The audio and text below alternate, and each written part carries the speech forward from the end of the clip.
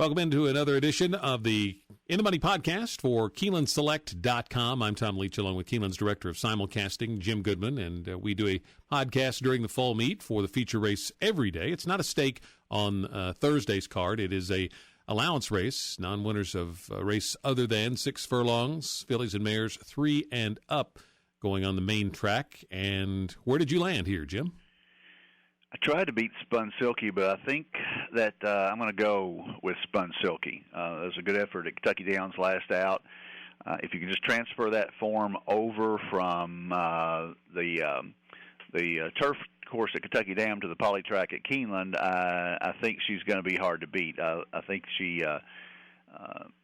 weakened a little bit late there, but she's running back at 6 furlongs. I love horses coming from Kentucky Downs up here, and the horse ran fairly well at Saratoga.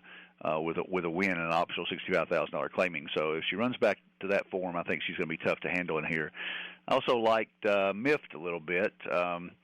Beaten favorites the last 2 I don't like, but caught slop at Indiana Downs, so I'm going to kind of draw a line through that. She got beat at 8-5, got beat by 5 lengths, but I'm going to say that she may run back to her form at Keeneland back in April, and she might be right there at the end. And then the third horse I got put in there was Anasara, who's also coming out of the Kentucky Downs track, but has some dirt experience as well. So Spun Silky on top of those 2, and then the rest of the crew kind of runs together in this race. So I think that perhaps you might get a price in third, but Spun Silky on top for me.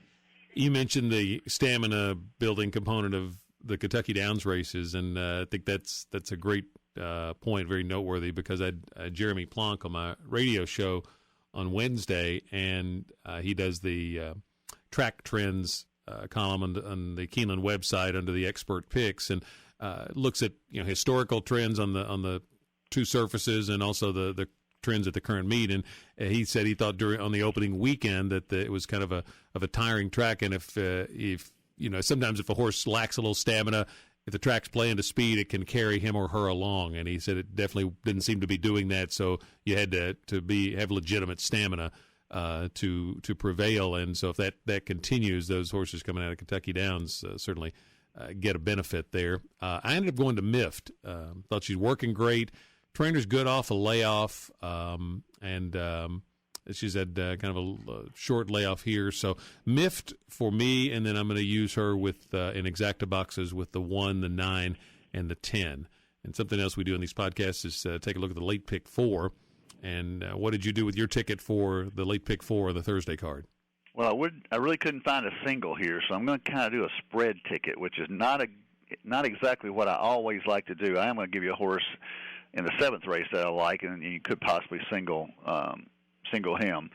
In the 6th race, which is a 1.8 claiming, $30,000 non-winners, 2 lifetime. Always tough because these horses, a couple of them have been stuck in this condition for a long time. You got to look at the horses that maybe only have 1 or 2 starts. But I think I went with Ramsey here. Looks like to me Jump for Kitten is well spotted, but he's never been a 1.125, which concerns me. The horse has run a 1.16, 6.5 furlongs. 1.125 distance limitations may concern me there. Conspiring, best race was this distance at Sam Houston, his maiden win. And, Conspiracy, his maiden win was at Saratoga. I can't even read my own writing today. Saratoga at 82 Buyer, but that was a long time ago. That was August of 2012. So he's been stuck in this condition for a long time, 1 for 11 lifetime. And then the other horse that I gave a shot to in here was Indigo Prince. So I would go 3 deep there with Jump for Kitten, Conspiring, and Indigo Prince. The 7th, if you're looking for a single, probably the outside to Razzo Succo for Ingrid Mason, who's not a well-known trainer, but 15% on the year, coming out of Arlington with some really good form, and that polytrack form usually transfers well to Keeneland. The other horses I would use there is Cummings Road, and the other horse was Tell All You Know. Dylan Davis always rides hard, and the horse is in good form coming out of Arlington as well. So Razzo Succo is a possible single, but probably going 3 deep in there. And you heard my picks on the 8th race, and I would go 2 deep there with the Spun Silky and Miffed. And the 9th race, Purple Drop is my top pick. Just barely missed the Kentucky Downs. Again, the Kentucky Downs angle. Cleo's Crew with Mark Hubley is my second choice. 5 for 5 in the money. The horse hasn't won yet, but has been right there every time, second and third, and that's a good sign for a maiden. And I cannot pronounce the horse I'm going to pick third. Fawaarek. Fawaarek. I don't know. I'll wait to hear Kurt call that. That sounds good to me. Daniel Pites, and he is an excellent trainer, spotting his horse as well. And Jimmy Graham rides this horse. Fawaarek. Does that sound right? Anyway, it starts with an F, so I go 3 deep there. So if you single my single, it's not too bad, but I'm going to spread a little bit, so it's probably a little more expensive ticket. There were horses I liked on either end of this, not enough to single. So what I ended up suggesting for this is playing 2 pick 4s. And so I'll spread out in the middle legs of both. And then in the first one, I'll single in the 6th race. And in the second ticket, I'll single in the 9th race. And if I'm right on both horses, then I'll hit it twice. And if not, maybe I'll be fortunate enough to hit it once. So I liked Conspiracy in the 6th, and so I'm going to use the 2, the 7, and the 9. Then in the 7th race, the 1, 4, 5, 9, 10. The 8th race, talked about that. I like Miffed, but I'll use the 7 and also the 1, 9, and 10. And then single Smart Ashley in the 9th for Rusty Arnold. Then the second ticket, I'll single Conspiracy, take the same horses in the middle 2 legs, and then in addition to Smart Ashley, who's number 4, I'll add the 9 and the 11 to the ticket. So I think it ends up being $60 total with, I think it's 2 $30 tickets there. And so we'll see if we can really be lucky and hit it twice would be great. But I ended up with kind of playing it that way. And hopefully I can be right on one of those 2 horses that I like a little bit in the 6th and the 9th. Coming up on Friday, we'll have another stake, the Buffalo Trace Franklin County on the turf.